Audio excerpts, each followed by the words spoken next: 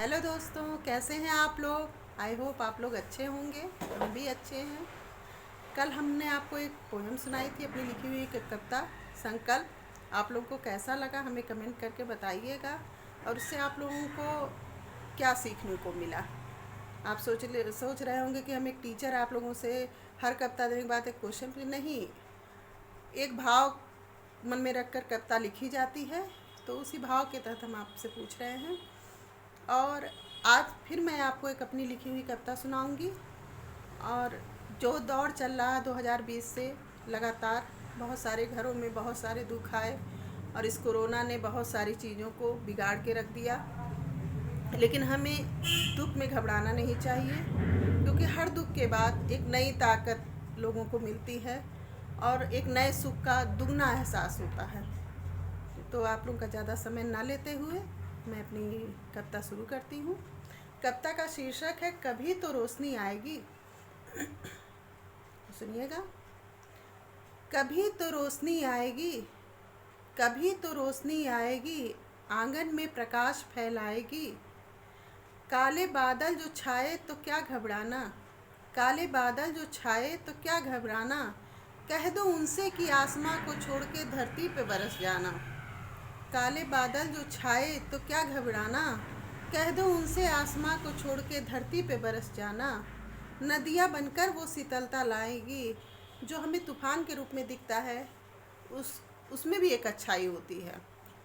तो अगर दुख आए तो उससे घबराइएगा नहीं, क्योंकि दुख के बाद वो हमें दुगनी ताकत देगा, और एक जो नया सुख आएगा उसका एहसास हमें दुगना होगा। तो काले बादल जो छाए तो क्या घबराना, कह दो उनसे कि आसमां को छोड़ के धरती पे बरस जाना।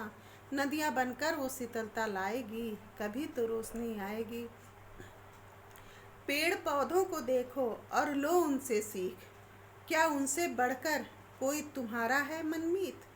पेड़ पौधों से को देखो और लो उनसे सीख, क्या उनसे बढ़कर कोई तुम्हारा है मनमीत।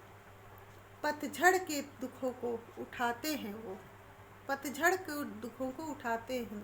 एक पेड़ से हमको इतनी सारी चीज़ें देखने को मिल जाती हैं कि पतझड़ के दुखों को उठाते हैं वो, बसंत की खुशी को अपनाते हैं वो, देते हर पल खुशी की वो छाया, भूखे रहकर हमें खिलाते हैं वो। आस और सास का ताना बाना है जीवन, आस और सास का ताना बाना है जीवन।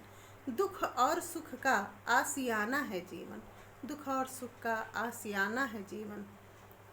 दुख की बदरी है, दुख की बदरी है तो सुख की बहारें आएगी, दुख की बदरी है तो सुख की बहारें आएगी।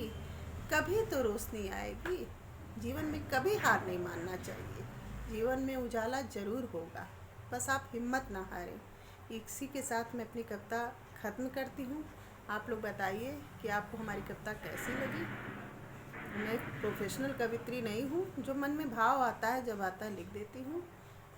तो आप लोग ज़रूर बताइएगा, और हम तो चाहेंगे कि ऐसे ही हमारा आप लोग हौसला बढ़ाते रहिए।